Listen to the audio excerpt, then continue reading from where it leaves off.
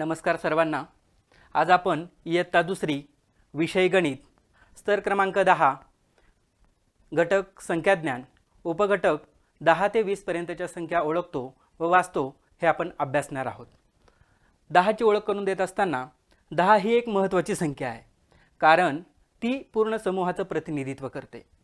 10 म्हणजे एक पूर्ण 10। मुलांना 10 वस्तूंचा एक गट कसा तयार होतो हे समजावून सांगा। अगदी बोटांनी जरी विद्यार्थ्यांना अंक शिकवले तर अध्यापनात एक नाविन्यता येईल। यामुळे मोठ्या संख्या समजून घेण्यास मदत होते।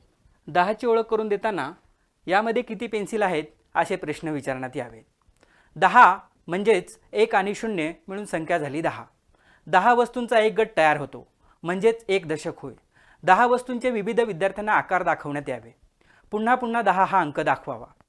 यानंतर 11 ची ओळख करून देत असताना 10 अधिक 1 म्हणजेच 11 पेन्सिल झाल्या, म्हणजेच एक गठ्ठा व एक सुट्टे 11 ही संख्या तयार झाली। याच पद्धतीने 12 ची ओळख करून देत असताना 10 अधिक 2 म्हणजे 10 फुगे आणि 2 फुगे मिळून 12 फुगे झाले, म्हणजेच एक गठ्ठा व 2 सुट्टे मिळून 12 ही संख्या झाली।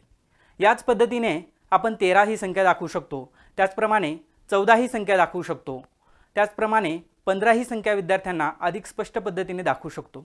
त्यानंतर 16, त्यानंतर 17, 18, 19 ची ओळख करून देत असताना यामध्ये 10 फुगे आणि 9 फुगे मिळून 19 फुगे झाले, म्हणजेच एक गठ्ठा व 9 सुट्टे मिळून संख्या झाली 19।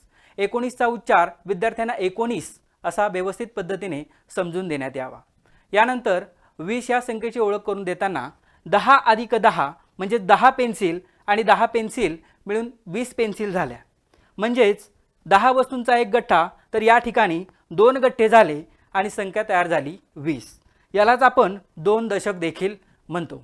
यानंतर आपण संख्या वाचन अभ्यासणार आहोत। 10 ही संख्या विद्यार्थ्यांना मोठ्याने वाचायला सांगावी आणि त्याच्या समोर 10 फुलं असतील किंवा वेगवेगळ्या प्रकारच्या वस्तू आपण दाखवू शकतो। यानंतर 11 ह्या संख्येचं मोठ्याने वाचन करावं व 11 वस्तूंचा संच विद्यार्थ्यांना दाखवण्यात यावा।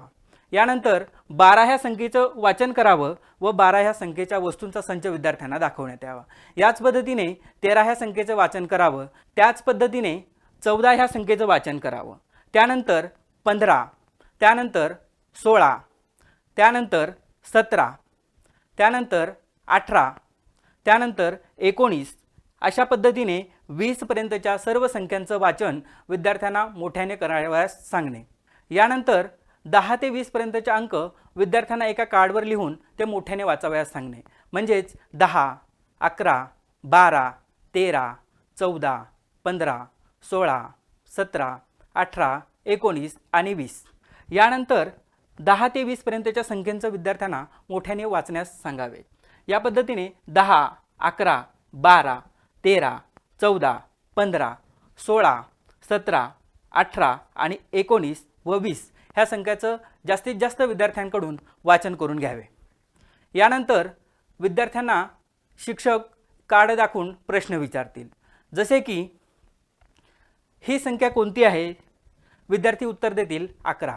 अगदी बरोबर, शाबास। यानंतर 15 नंतर येणारी संख्या कोणती येते? 16। खूप छान। यानंतर 13 आधी कोणती संख्या येते?